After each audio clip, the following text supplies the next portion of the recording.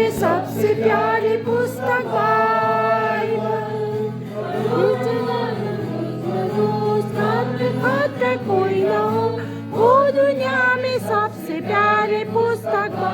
Bible. Best book to read is the Bible. The best book to read is the Bible. This will make you every day if you help you all the way. All the best book to read is the Bible. आज हामीले गएवन्ती पाएका छौँ। हामी यस्तो बोल्ने फेरि बडो आदरको Bible पनि पाएको छौँ क्या। यही बाइबलबाट हाम्रो जिन्दगी बदलाउ भयो। जिन्दगीहरू के हुँदैछ? परिवर्तन हुँदैछ। हामी एकदम परिवर्तन हुँदैछौँ।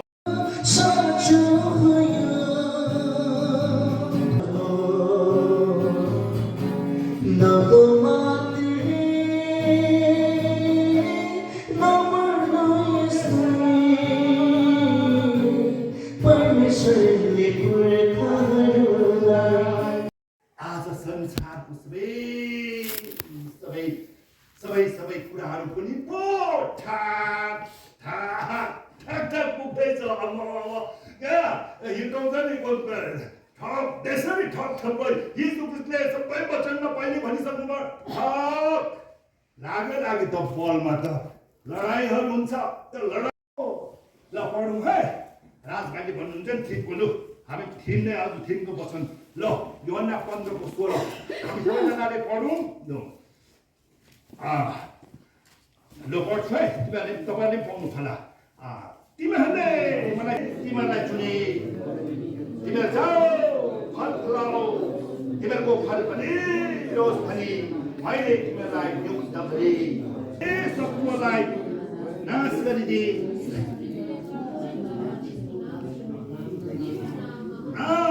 प्रभुको यो प्रतिज्ञा हामीलाई सालामका प्रतिज्ञा पाउनुहोस्। हामी विश्वव्यापी मण्डलीको प्रतिज्ञा यूहन्ना 3:2 यूहन्नाको किताब पाउनुहोस्। 3:2 लेखेको भएको छ। यसरी नै सबै कुरामा तिम्रो उन्नति होस्, निरोग रह भनी म चाहना गर्छु। फेरि पनि हामी हिँड्नुपर्छ क्या। तपाईँहरू त्यसै हामीलाई फेरि माथि देशमा लाग्दैन रहेछ। यहाँ नै हामीलाई पुरा सजाएर सदाएर हामी लानुहुँदो रहेछ क्या। एकदम ल पढ्नु त भाइ। एकदम अनि उहाँले तिनीहरू सबै मान्छेहरूलाई अनि विश्वासी चेलाहरूलाई भन्नुभयो, जसले मेरो पछि आउने इच्छा गर्दछ, जसले मेरो पछि आउने इच्छा गर्दछ, उसले आफैलाई इन्कार गरोस्, आफैलाई इन्कार गरोस् र दिनहुँ आफ्नो क्रुस उठाओस् र मेरो पछि लाग्छ। तपाईँहरू अहिले आज आफूलाई इन्कार गर्नु तैँले तपाईँले त मलाई दिमागले दिनु भनी धन्यवाद। तपाईँले त मलाई समस्यामा लानु भनी धन्यवाद। जे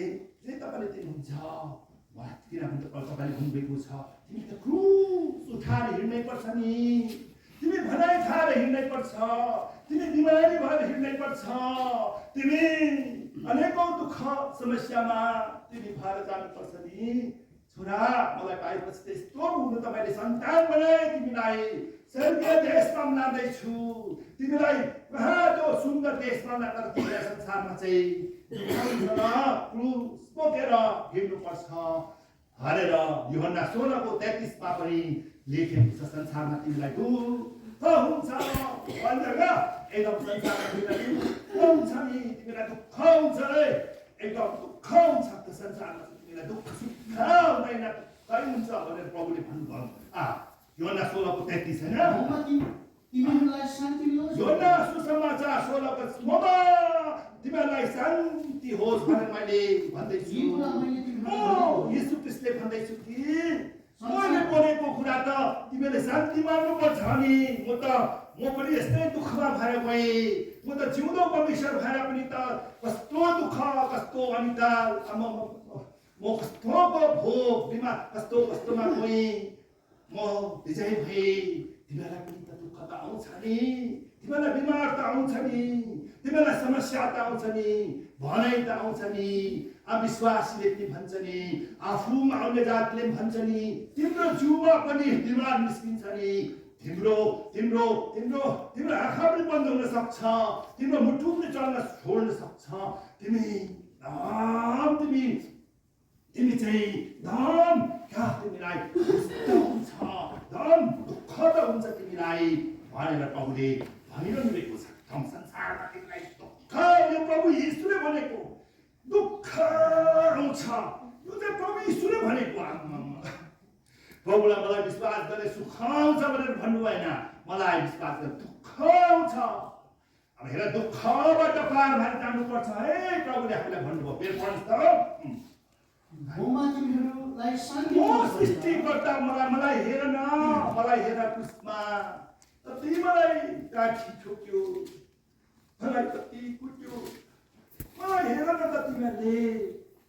मलाई हेरेर तिमीहरूले शान्ति पाऊ तिमीहरूलाई कति मलाई म त कस्तो प्रभुले त अब प्रभुले कुटे खाने काममा के गर्नु कस्तो गरेको नि हो कि संसारमा अन्धारलाई आँखा गुङ्गालाई बोले हिँड्न नसक्ने हिँड्ने कोरियालाई चङ्गाए आमामा सबै आमामा होइन प्रभुलाई दुःख प्रभुलाई भयो यति जब के दुःख पनि सहन नसक्ने अवस्थामा प्रभुले भन्छ होइन प्रार्थना गर्छ होइन गेतसेमनीको बगैँचामा प्रभु म त सक्दिनँ नि यस्तो दुःख हुन सक्छ भने गुरु यो कचौरा हटाइदियो हो यो दुःख तर तपाईँको इच्छा पुरा होस् पिता तपाईँको इच्छा पुरा होस् प्रभुले भयो मेरो इच्छा तिमीसँग छ भनेर प्रभुले आवाज दिनुभयो अनि उहाँ दुःखमा भएर ममा तिमीलाई शान्ति होस् भनेको छ त्यो प्रभुले दुःख सहेको प्रभुले कुटाइ खाएको यो मलाई हेर यो प्रभुले भनेको हो त्यसै कारण हामीले जहिले तैले हाम्रो प्रभुलाई सम्झना गर्नुपर्छ दुःख आउँछ नि हाम्रोमा बिमार आउँछ नि हाम्रोमा किसिम मान्छे त खुसी हुन्छ तर प्रभुले हामीलाई अर्कै कुरा लिएर हामीलाई प्रभुले राम्रो बनाउनको निम्ति हामीलाई धर्म स्वस्थ हामीलाई बनाउन प्रभुको पुरा हुनुहुन्छ हामीले एक्टिभ हुनुहुन्छ है हामीलाई बनाउनको निम्ति सुदेश सरकार के त भएर मलाई मर्मत बनाउनको लागि अब हामी मन्दिर हौँ त एकदम ठङ्की ठङ गर्दैछ हामीलाई अब ठिक मिल्नु पर्यो नि हो मत्ती 24 आकाश र पृथ्वी बिति जानेछ आकाश र पृथ्वीहरू सबै एक दिन हराएर जानेछ बितेर जानेछ तर मेरा वचनहरू तर मैले भनेको वचन चाहिँ कुनै रीतिले बित्ने छैन पुग्छ नि हाम्रो प्रमुख त कस्तो नि म त छक्क छ हामी त कति भाकल मान्छेहरू पुर्याउन सक्दैनौँ अनि हामीलाई भाकलले पुरा बाँधेर मारिदिएको छ कि त गरौँ मलाई त कि भाकल गर्छौँ पुर्याउँदैनौँ प्रभुलाई प्रभुको अगाडि पुर्याउँदैन हामीलाई त्यो भाकलले चाहिँ भाकल बाँधेर पुरा गरेन प्रभुले भन्नुहुन्छ तिमीलाई त बाँधेर मार्छु भन्छ नि आज हामीलाई त मारिरहेको छ हामी पुर्याउँदैनौँ तर हाम्रो प्रभुको मुख चाहिँ कस्तो आमा एक दिन त्यो मुख हेर्छौँ आमा हाम्रो प्रभुको मुख कति जे भनेको पुग्ने हो आमा जे भनेको पुग्ने जे परे पुग्ने पृथ्वी एक दिन खत्म हुन्छ तर मेरो वचन कहिले टल्ने छैन मैले भनेको यीशु ख्रीष्टले भनेको वचन चाहिँ पुग्दै कहिले विफल हुँदैन पुग्छ यस्ता प्रभुले मिठो हृदयबाट जब संसारमा हुँदा अब विश्वासीलाई पनि आउनु त्यो क्रुसमा झुम्बिनु भन्दा अब अगाडि भनेका कुराहरू नै उहाँले विश्वासीहरू चाहिँ जो प्रभुदेखि टाढो हुन्छ के हुन्छ भनेर प्रभुले भन्नुभयो आज यस्तो प्रभुको त उसको मुख कस्तो होला म एक दिन हेर्नेछु अब म तपाईँलाई पहिले चाहिँ शब्दमा गएर भन्छु प्रभु म तपाईँको अगाडि झुक्छु पहिले चाहिँ म तपाईँको मुख र तपाईँको त्यो हेर्छु तपाईँले भनेको कुरा चाहिँ सबै कस्तो पुगेको नि पृथ्वीमा हामीलाई तपाईँले राख्दा हामीलाई तपाईँले आफूलाई ध्यान बनाउँदै जाँदा तपाईँले भनेका कुरा सबै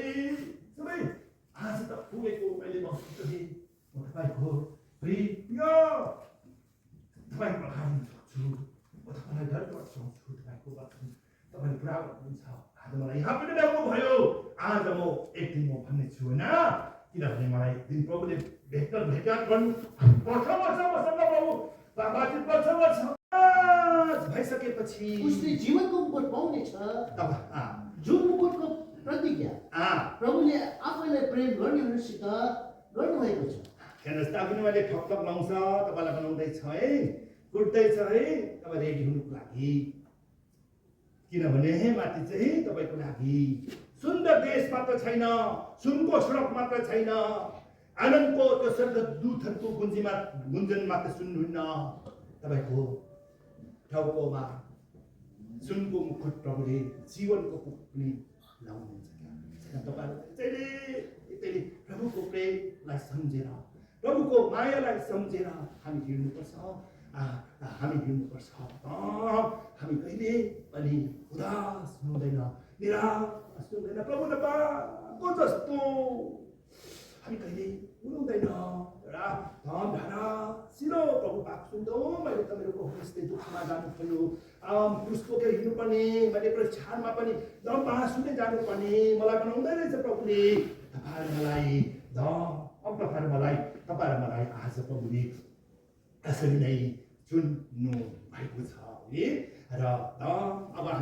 अब यसरी हामी यसरी क्या यो जाँचमा हामी पक्का हुँदै फलहरू हाम्रो जिन्दगीमा लाग्छ क्या जाँच नभएपछि चाहिँ एकदम फलहरू लाग्दैन हाम्रो जिन्दगीमा हामी मान्छे त हो प्रभुले त राम्रो तर हामी एकदम मान्छे भएकोले गर्दा हाम्रो जिन्दगीमा किसिम पापी भएकोले गर्दा हाम्रोमा जाँचहरू आइरहनुपर्छ जय फल लागेको विश्वासी जसले पनि यीशु ख्रीष्टको अगाडि आउँछ प्रभु ल है म त्यस्तो माछु त फल लागेको विश्वासी कहिले प्रभुलाई बन्धन गर्दैन फल लागेको विश्वासी चाहिँ कहिले प्रभु किनभने उसकोमा नम्रता छ क्या नम्रताको गलाती 5 को पढ्नुहोस् त नम्रताको सृष्टिकर्ताको अगाडि उसले कहिले पनि भन्दैन ऊ ठुलो हुँदैन क्या किन यस्तो मलाई भयो किन यस्तो त्यस्तो भन्दैन ऊ नम्र हुन्छ क्या आज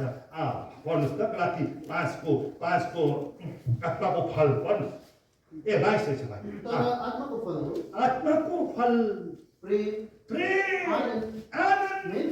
निर्मला सहनशीलता कृपा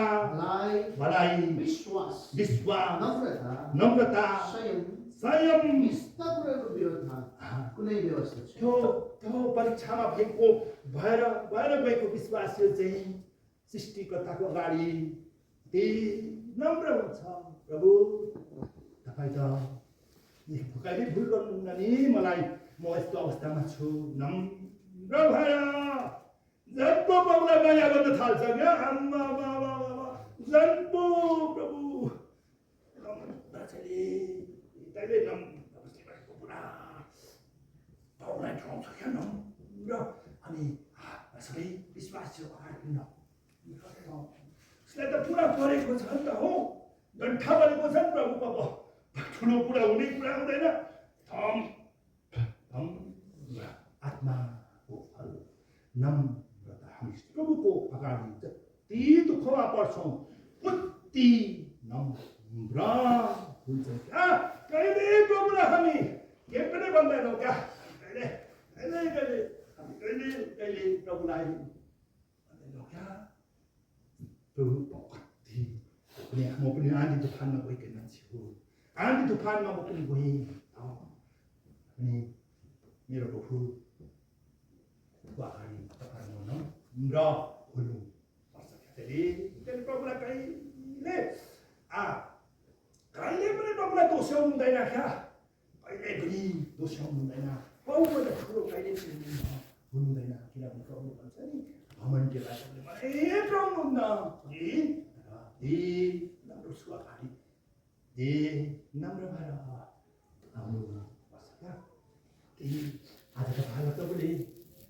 तपाईँलाई दिन हुनुहोस् आज तपाईँहरूले प्रभुले तपाईँको प्रभुको शरीर दिएको छ रगत दिएको छ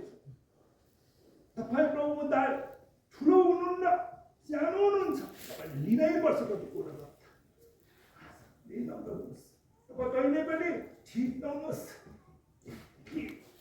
म मिलाउँछु भन्नु युक्त गरी हाम्रो चाहिँ फल एउटा चाहिँ हाम्रो जिन्दगीमा फल चाहिँ के हो नम्रताको फल विश्वासी अगाडि होइन प्रभुको अगाडि नम्रताको फल अब प्रभु नै मेरो सब कुछ हो भन्ने फल आफ्नो तागत नलाउने आफ्नो बल नलाउने आफ्नो प्रभु नै मेरो सब कुछ हो म त त्यसो गर्छु है अस्ति मेरो एकाउन्टमा highlighting मेरो नामले कलाएको विश्वासीहरू प्रभुको साथीहरू